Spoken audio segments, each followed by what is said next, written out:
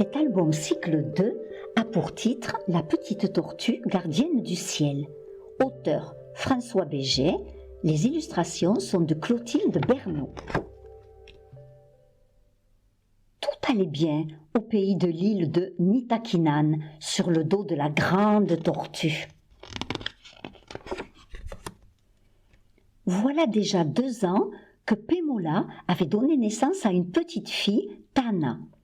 Elle grandissait et jouait dans la bonne humeur au milieu de la nature. Cependant, un matin, tous les animaux réunirent le grand conseil et décidèrent qu'il fallait plus de lumière sur l'île de Nitakinan.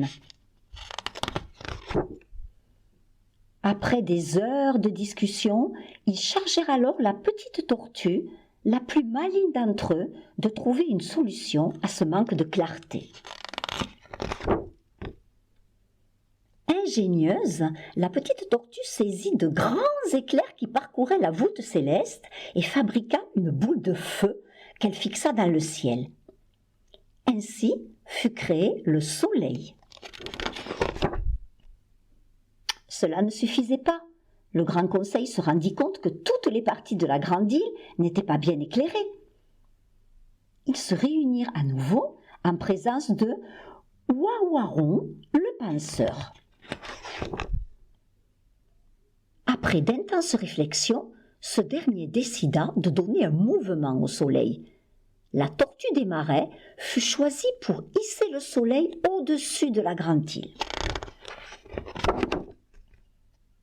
C'est alors que le soleil put faire une rotation complète autour de la grande île, donnant ainsi une alternance de lumière puis d'obscurité.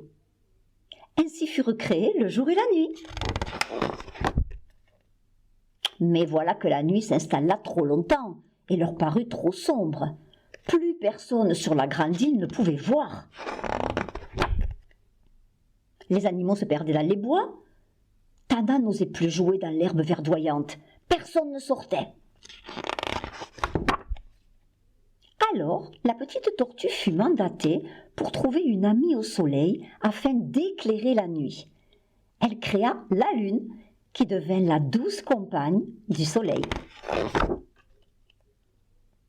Le soleil et la lune eurent de nombreux enfants, les étoiles, dotés de vie et d'esprit comme leurs parents. En souvenir de sa participation à la création des astres, la petite tortue fut nommée gardienne du ciel par le conseil de la grande île. Ainsi, elle veilla sur le jour et sur la nuit.